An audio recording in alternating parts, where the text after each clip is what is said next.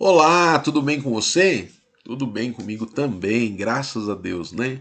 Então, começando aí mais esse vídeo para você. Olha só, nós estamos falando sobre as competências docentes, né? Aquilo que se espera do professor. E aí, olha que interessante, ó.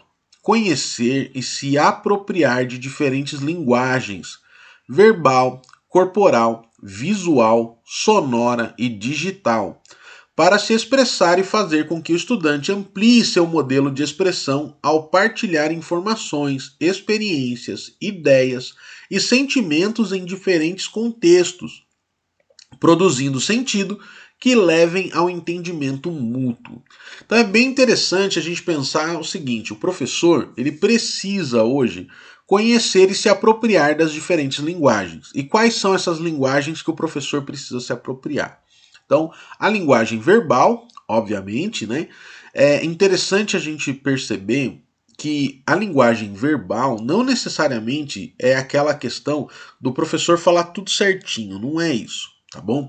A ideia é que o professor consiga passar uma boa mensagem para o seu estudante e, ao mesmo tempo, fazer com que o estudante perceba que, dependendo do ambiente em que ele está, ele pode sim modificar a linguagem dele, né? Aquilo que ele usa para se comunicar. Tá bom? Então, se ele está num ambiente mais formal, como é que seria essa linguagem formal? No ambiente mais acadêmico, essa linguagem mais acadêmica. Como é que seria num ambiente do dia a dia dele ali, né? Então ele pode falar gírias, ele pode estar ali totalmente informal. Então essa é que é a intenção, tá bom? Corporal, a linguagem corporal, ali vai entrar dança, vai entrar os movimentos, não é? A gente pode trabalhar teatro. Então, assim, é muito interessante quando a gente pensa que o professor também precisa conhecer e se apropriar da linguagem corporal, tá bom? Depois eu tenho visual. O que é a linguagem visual? Então, trabalhar realmente ali com iconografias, né, com logos, logotipos, né, com questões gráficas, tá bom?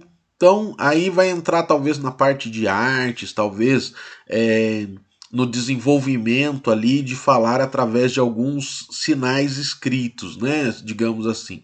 Então, a gente trabalha isso naturalmente em língua portuguesa, naturalmente em artes, mas é interessante a gente trabalhar isso em outras áreas também.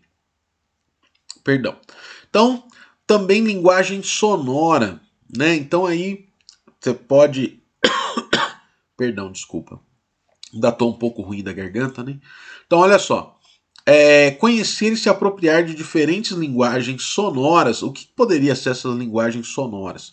Então você tem que trabalhar ali não só música, né, mas a questão de sons de forma geral, tá bom? Eu lembro, por exemplo, uma vez eu estava estudando, tinha a ver com teatro também e tudo mais, e aí uma pessoa tinha um tambor, e conforme ela trabalhava as batidas daquele tambor, nós tínhamos que trabalhar a expressão que aquilo nos passava. Então tinha ali uma batida mais triste, uma batida alegre, uma batida de guerra. Você tinha ali várias coisas que inspiravam determinadas sensações, inspiravam ali determinadas reações. Então era bem interessante de trabalhar e não deixava de ser uma linguagem. Então, essa daí é uma das experiências, né? Então, trabalhar com linguagem sonora é um negócio legal. E as linguagens digitais?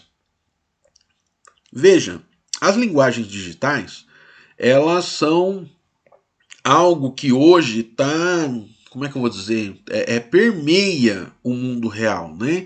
Quando a gente fala o digital, antigamente a gente falava em mundo virtual e mundo real, né? Hoje em dia não, hoje em dia o digital permeia todas as áreas da nossa vida. Então, por conta disso, é interessante sim que o professor tenha o conhecimento e se aproprie das linguagens digitais, tá bom? Isso desde programação, pensamento computacional, enfim, para trazer isso para o seu estudante, tá bom? E para que eu vou dar isso para o estudante, né? Para fazer com que ele amplie o seu momento, o seu modelo de expressão, para que no momento que ele vá partilhar informações, experiências, ideias e sentimentos em diferentes contextos, ele possa fazer com que isso tenha sentido para as pessoas que estão ali ouvindo. Aquela velha máxima da comunicação, né?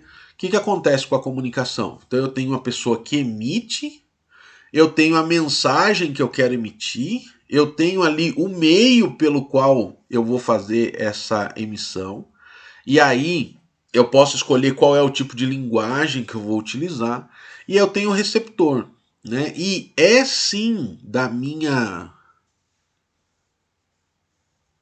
competência fazer com que o meu receptor entenda a minha mensagem. Muitas vezes eu vejo aí na internet, no Facebook, né?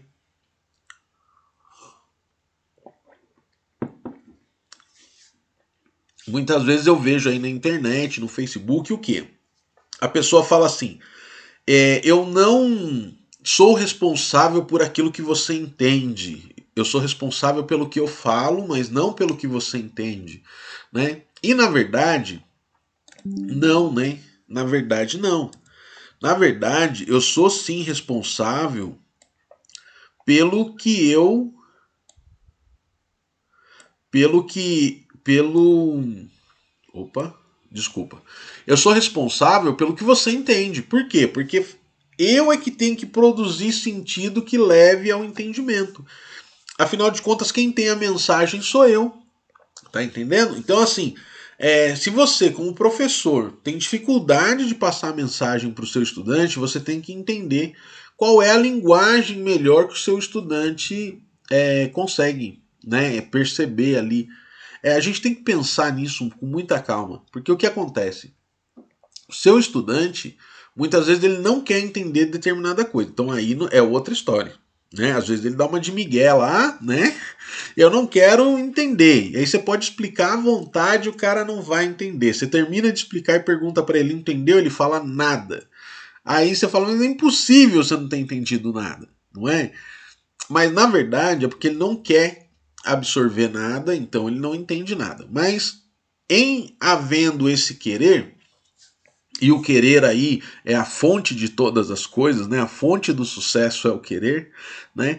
Então a gente tem ali uma questão, é que se eu vou passar a mensagem, eu escolhi como que eu vou expressar, então eu vou levar o meu receptor ao entendimento.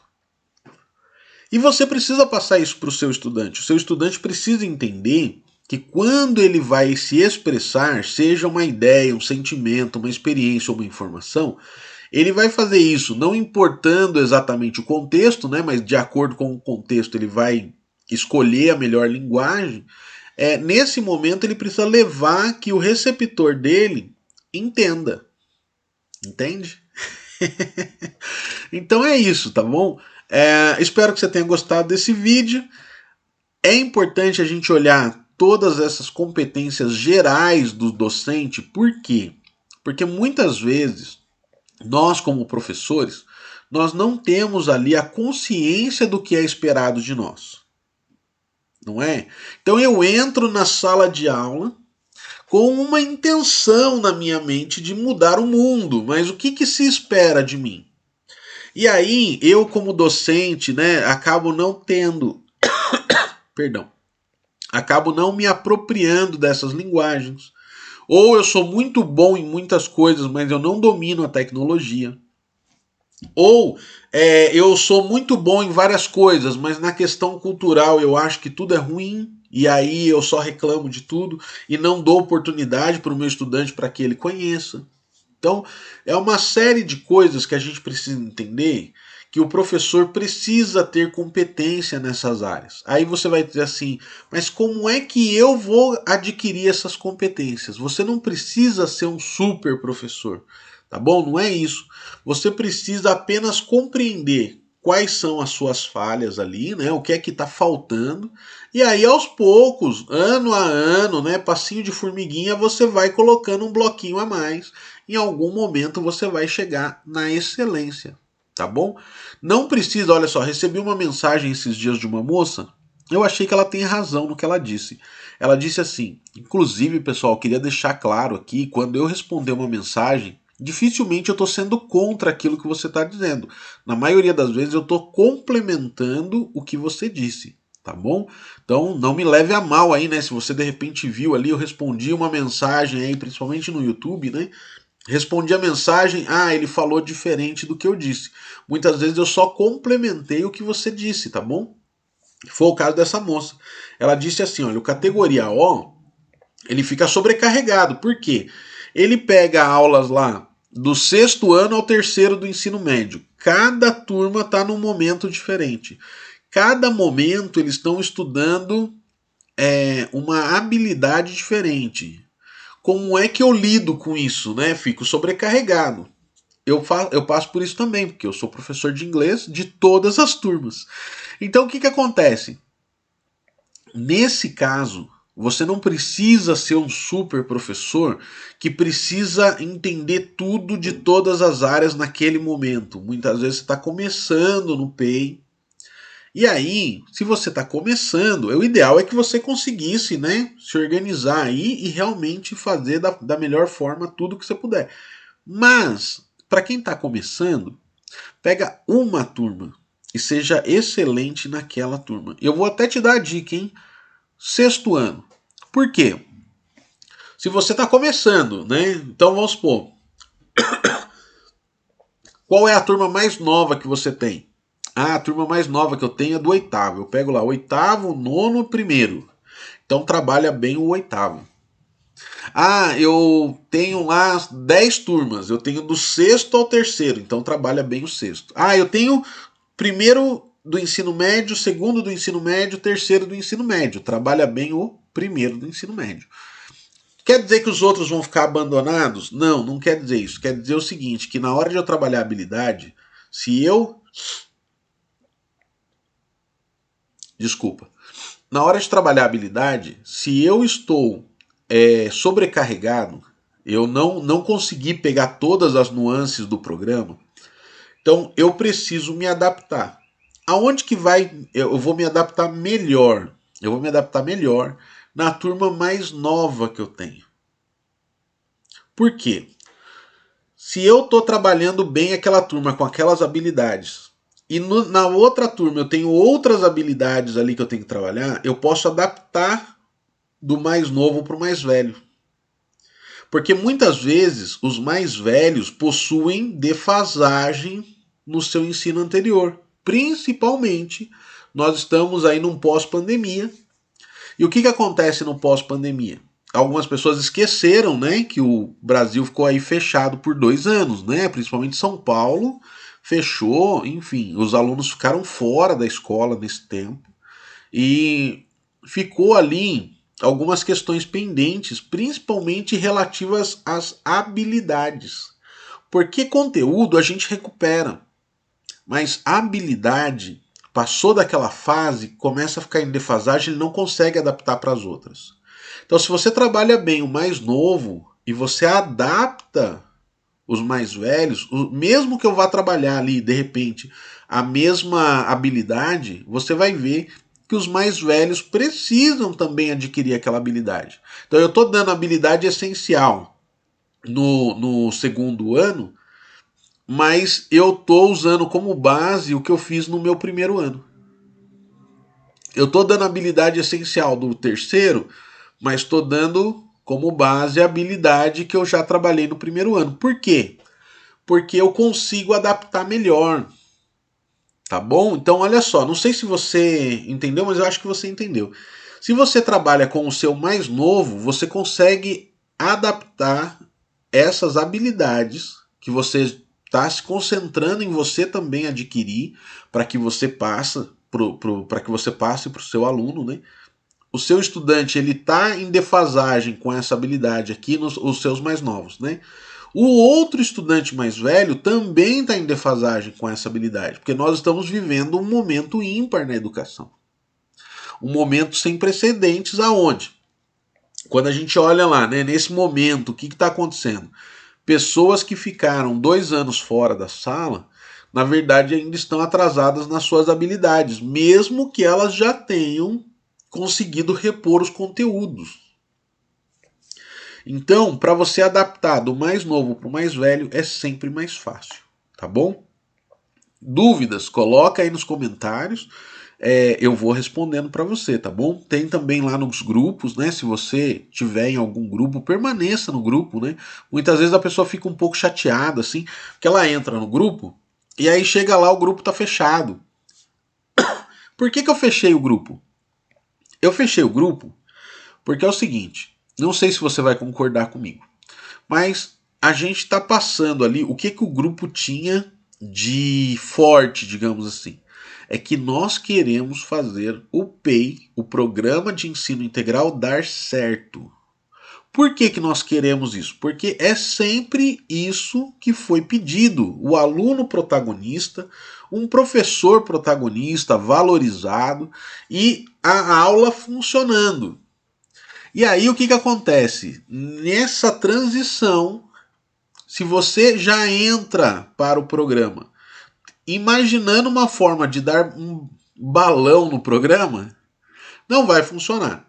E aí, o que acontece? Algumas pessoas entram, talvez aí por maldade, talvez de forma inconsciente, eu não sei exatamente a intenção, elas entram nesses grupos e aí elas começam a postar inverdades ali. Eu não vou nem dizer que são fake news ou como é que é a nova agora desordem informacional. Não vou dizer que é isso, tá bom? Mas ela propositalmente começa a dar ênfase em coisas que já foi dita que já está resolvido, entendeu? Por exemplo, uma coisa que já está resolvida. Fala assim, os alunos não prestam atenção em nada. Aí já está resolvido. Por quê que já está resolvido? Porque agora você tem as metodologias ativas, você tem o protagonismo, você tem ferramentas para trabalhar isso, você tem ali o chamamento da sociedade, dos pais, né, de forma,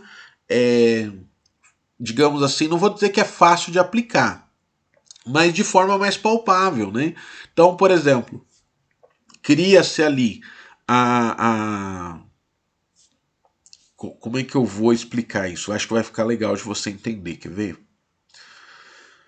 Você entra lá, né? E aí você olha aquela sala de aula, o pessoal ali meio bagunceiro e tudo mais, e aí você vê que eles têm muita energia.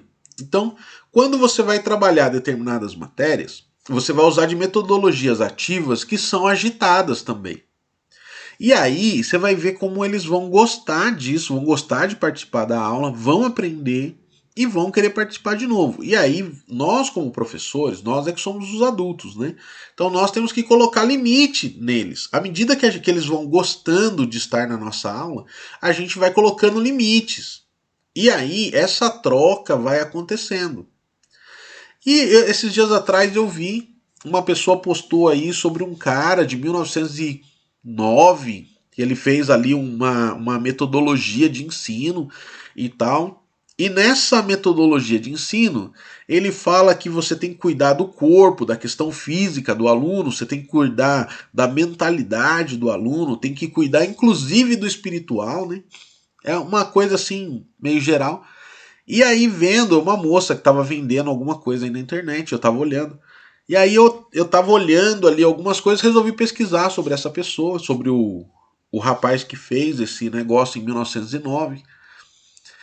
É o programa Pay. Ela tá vendendo como novidade um negócio que já está implantado. E detalhe, muitas coisas que o cara disse deu errado no passado. Né? E aí, assim, foi sendo adaptado para que chegasse hoje no Pay. Então, quando alguma coisa está dando errada, e é aí que eu queria chegar, né? Então você já fez lá a metodologia, a criançada já gostou, você impôs limite, mas de repente alguma coisa não deu certo. O que é que você vai fazer?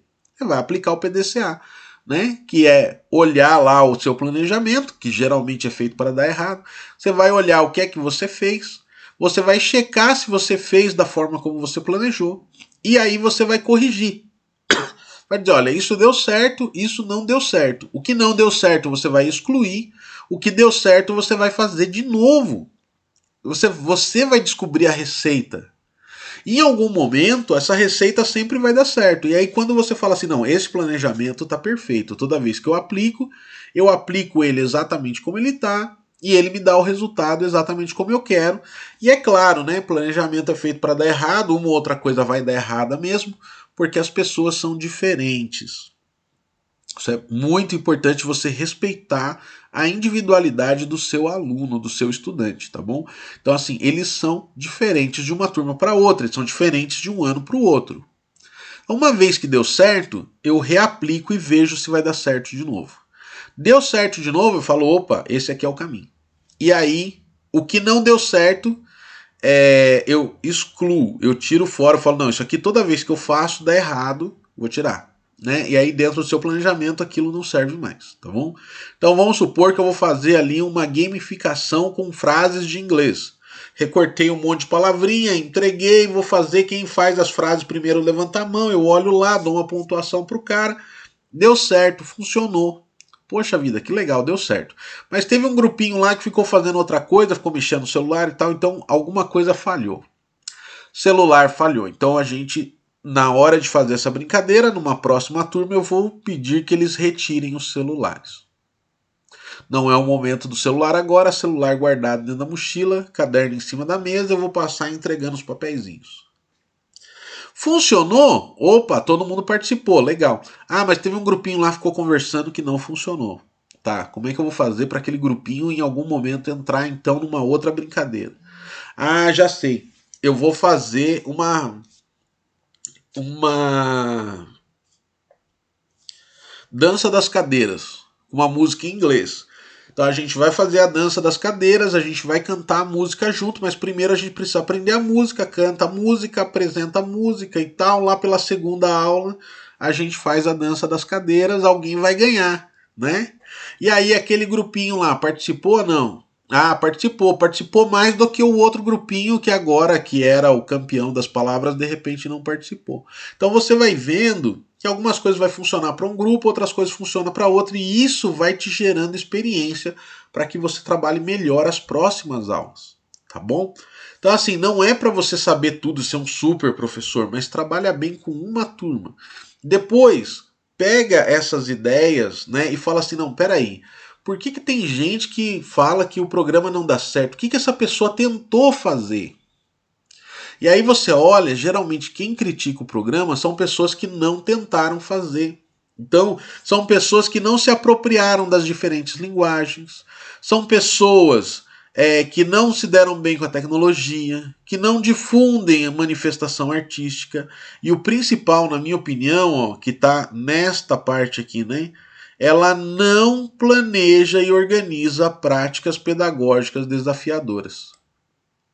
Tá bom? Então, olha só. Quando a gente fala a respeito, desculpa o vídeo longo, né? Mas quando a gente fala a respeito de falar de diferentes linguagens, é disso que a gente está falando. Que a gente olha para um grupinho, a linguagem daquele grupinho é outra. A vibe daquele grupinho é outra. Ah, mas tem um grupinho lá que é só Jesus na causa. Tem, faz parte, né? Somos seres humanos, todos nós somos seres humanos, né? Então nós temos que trabalhar isso. O professor, ele tem que aprender a não levar para o coração as coisas, né? Então assim, é um sacerdócio, né? Quando você olha para aquele adolescente, nós temos que lembrar ali, né, do Estatuto da Criança e do Adolescente, é responsabilidade nossa. Entendeu? Ele é filho da tribo. Então, assim, ele tá lá, tem um pai, tem uma mãe, tem uma sociedade, tem os professores, a escola. É obrigação de todos nós cuidarmos dele. E aí, quando nós não apresentamos algo melhor do que as drogas, quando nós não apresentamos algo melhor, culturalmente falando, do que aquela cultura que foi implantada na mente dele, é difícil ele sair disso. Não é? Então, assim, eu tive ótimos professores, professores que me colocaram em situações, me mostraram situações em que eu pude enxergar coisas melhores no futuro. Então, um dia eu escrevi um poema e a minha professora de português amou o que eu escrevi. E ali eu vi que eu poderia ter uma reputação melhor. Então, teve uma época que eu andava com um grupinho e um outro professor chegou para mim e falou assim, viu, e, né, rola droga nesse grupinho, não rola? Falei, não, não rola. Ele falou, nossa, mas parece que rola. Não rolava. Aí eu falei, não, de vez em quando rola uma bebida e tal. Aí ele, cara, fica atento com esse grupo. Ele falava para mim assim, fica atento, porque de repente se isso não servir mais para você, aprenda a sair e buscar um grupo novo e tal. Isso ficava na minha mente. Né? Eu dei sorte que meus amigos eram ótimos, assim. Mas ficava na minha mente. Então, quando algum amiguinho ali começava a desviar o caminho, eu já chegava e falava aquilo que o professor tinha falado para mim, eu falava para ele. Né? Então, assim, era muito interessante. Tanto que teve alguns amigos aí que fizeram muito sucesso na vida, tem uma vida excelente, né, em vista da onde a gente vivia, né, onde a gente estava, para o que nós nos tornamos. Eu tenho amigos aí que estão anos-luz assim nas questões de sucesso, digamos assim. E a gente vê ali que um ajudou o outro, mas os grandes responsáveis foram os nossos professores. Então, é por isso que eu acho tão importante a gente trabalhar a educação.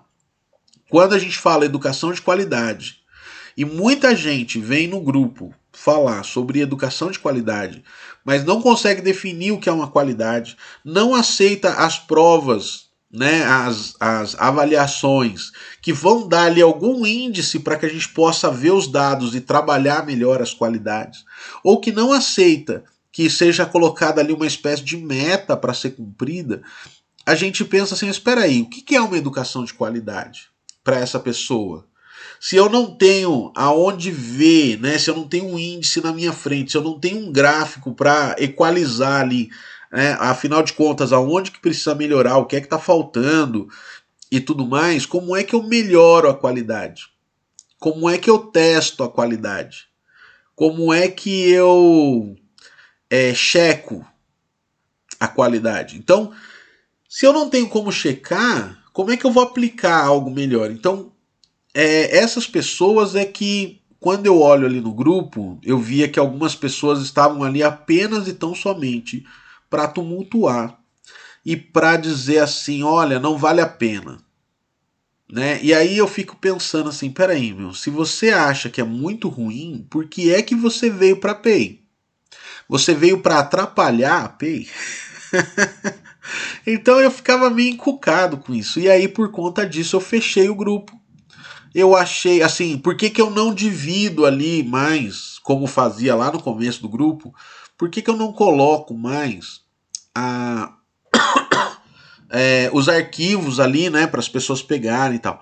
Porque é disponibilizado gratuitamente esses arquivos para você fazer. E eu pretendo ensinar aqui para você também como você fazer o planejamento, como você trabalhar com essa documentação, tá bom? Se você quer aprender sobre documentação, sobre como preencher isso de forma rápida, né? Mas tem que ser seu, porque uma vez que você vai preencher, por exemplo, seu programa de ação, eu vi alguém vendendo programas de ação na internet. Então, o programa de ação é seu, é você que precisa cumprir. Então, o que você escreve ali, você precisa cumprir e precisa evidenciar o cumprimento daquilo. Como é que você pega de alguém e entrega o de alguém? Não, tem que ser o seu, você que sabe a realidade da sua escola. A mesma coisa o planejamento. Né? Eu vou fazer o meu planejamento ali, aí eu pego de outra pessoa e entrego. Mas espera aí, eu preciso cumprir o planejamento. Não é só um papel que eu jogo lá para cumprimento de tabela. Né? Eu preciso, né? Protocolo. Né? Tem que colocar aqui, então eu coloco aí qualquer coisa, envio. Espera aí. E o meu protagonismo sênior? Eu vou ter que passar para o meu aluno algo que eu acredito que o meu aluno precisa. Aí eu não ponho isso no planejamento, faço lá, protocolo qualquer coisa. Como é que eu vou reclamar que o meu aluno, no momento em que ele vai fazer a compensação de ausência, ele faz lá 3, 4 linhas, entrega aquilo como um trabalho e eu tenho que aceitar? Espera aí. Se o meu trabalho como protagonista sênior é um trabalho de excelência, eu vou cobrar a excelência do meu aluno, do meu estudante. Mas se não é, eu cobro o quê? Eu ensino ele a ser, entre aspas, aí, um pilantra? Não, né? Então, é isso, é esse jogo que que tá acabando, na verdade, né? Ah, eu faço aí qualquer coisa aí, o meu diretor aceita, o aluno pensa igual, o estudante pensa igual. Eu faço aí qualquer coisa e o professor aceita. Não, tá acabando isso. Então, por conta disso, eu fechei os grupos, eu não faço mais ali o compartilhamento de alguns documentos, mas eu ensino você aqui a buscar uma qualidade melhor para a educação que você entrega, tá bom? Então, se você tem dúvida, preciso do documento, não acho, manda para mim, eu procuro para você e eu te mando ali o modelo que o próprio governo vai disponibilizar. Você pode utilizar também o seguinte: eu vou conversar com o meu PCA, vou conversar com o meu PCG, né, lá na escola. Eles têm lá o modelo para você utilizar, tá bom? Eles também devem te orientar, tá bom? Mas você tem que ter o coração ensinável, né? Sem um coração ensinável, dificilmente você vai conseguir ali ter um bom trabalho. Geralmente você se torna uma pessoa frustrada, porque você vai achar que está fazendo tudo que está no seu alcance e está tudo errado. E aí, quando alguém for te dar um alinhamento, né, for falar para você, olha, faz assim, faz assado e tal, você endurece o coração e fala, mas quem que é esse cara para, né, me orientar? Eu é que mando na aula e tal. E aí o que que acontece?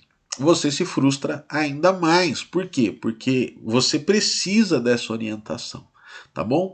E aí, por conta dessas pessoas que gostam de bagunçar o grupo, eu fechei o grupo por enquanto, tá bom? Bom, por enquanto é só. Beijo no seu coração, boa aula para você. Deus abençoe o seu restante de semana aí. Tchau, tchau, até a próxima.